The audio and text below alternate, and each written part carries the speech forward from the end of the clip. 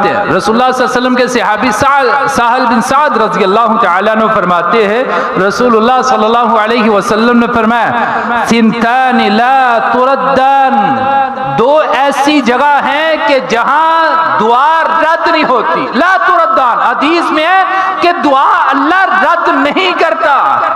الدعاء عند النداء، جب اذان ہوتی ہے وہ دعا جب انسان کرتا ہے اللہ اس کو رد نہیں کرتا۔ وَوَقْتُ الْمَطَرِ، جب بارش برستی ہے بندہ رب سے دعا کرتا ہے اللہ اس کی دعا کو رد نہیں کرتا۔ یہ وقت بڑا اہم ہوتا ہے جس کو لوگ ویسے ہی گزار دیتے ہیں۔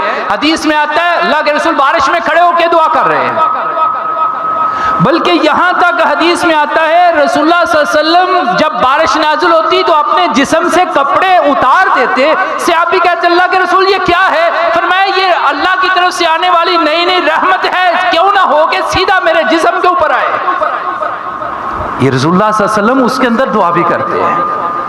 دعا یہاں دیکھیں بعض ایسے اوقات ہیں جہاں دعا رد نہیں ہوتی۔ مسافر ہے اس کی دعا اللہ رد نہیں کرتا، لیکن ہمارے ہاں گانے، ہمارے ہاں قوالیاں، ہمارے ہاں جو سفر پہ یہ ساری فضولیات چلتی ہے۔ رسول اللہ صلی اللہ علیہ وسلم فرماتے ہیں مسافر کی دعا اللہ رد نہیں کرتا۔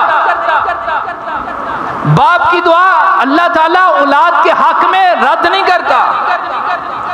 بیماری انسان کو آ لیتی ہے، کوئی بندہ بیمار ہے، بیمار بندہ رب سے جو دعا کرتا ہے اللہ اس کو قبول کرتا ہے۔ یہ وہ اوقات ہیں جس کے بارے میں رسول اللہ صلی اللہ علیہ وسلم فرماتے ہیں کہ بندے کی دعا رب رد نہیں کرتا۔ اب انسان ان میں دعا کرے ہی نا تو انسان کہتا ہے میری دعائیں قبول نہیں ہوتی۔ بہرحال